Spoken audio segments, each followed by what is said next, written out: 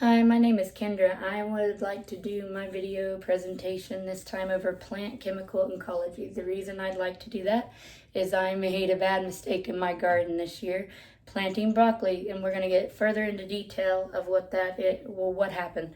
Plant chemical ecology is plants that need partners. These plants could be other plants or they could be nectar-based plants.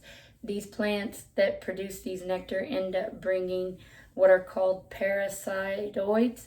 Parasitoids are basically a bug that eats bigger bugs and kills the bigger bugs off so they won't eat your plants. Further into what I was saying, I planted broccoli this year, and I actually got to get away with this experiment for this video. So this is a healthy broccoli with no bites from bugs, any leaves, anything wrong in the plant. I will also have these pictures and everything else posted in there. The reason I bring this up is I did not do plant chemical ecology in my garden proper this year for my broccoli to grow good. So I ended up doing some research, and I also wanted to do this video over the plant chemical ecology due to the fact it's also safer for your children, family, and friends, and the environment. This actually helps the environment more. It's better than using fertilizers. Fertilizers are actually very dangerous. There are known researches out there also. I will post that if you want to read up on that. And that it actually fertilizers cause birth defects and miscarriages in women. And if you are wanting a healthy garden like I do, I don't put pesticides in my garden.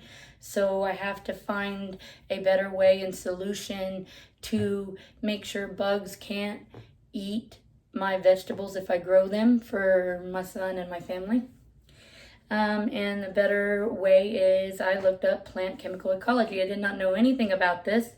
I just knew that I didn't put pesticides, and this is the term name for it.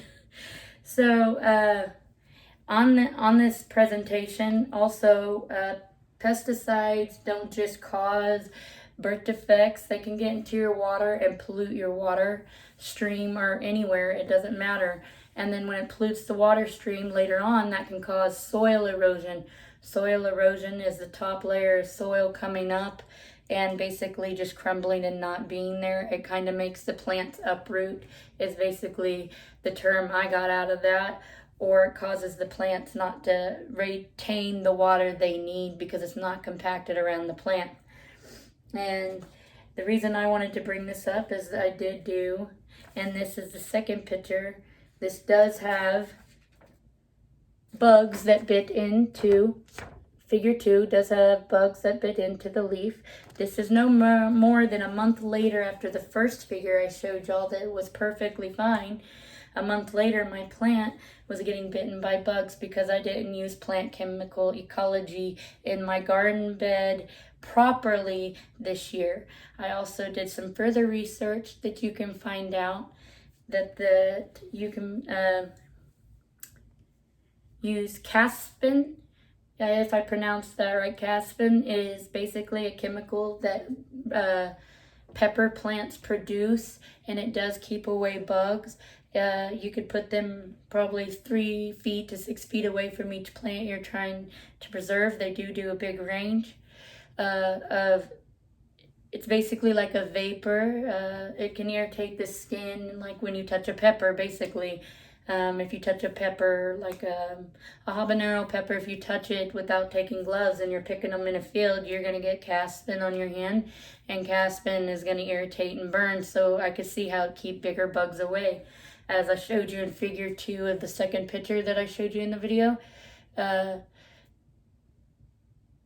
bugs were eating that, and I didn't plant any caspin plants this year, and my broccoli probably would have survived. What I want everyone to get out of this is that fertilizers are basically very dangerous. It can cause birth defects. It can cause miscarriages. It can pollute your water, and I want people to be able to know that plant chemical ecology is a good way to go if you're wanting to plant plants to help feed your family and friends, or just yourself. and it's a healthier way. You're not putting chemicals in your body. You're just getting out there and you're digging up your grubs and you're doing what you got to do to plant your plants. And that's what I am trying to do so I can make a better vegetable garden for my son and I.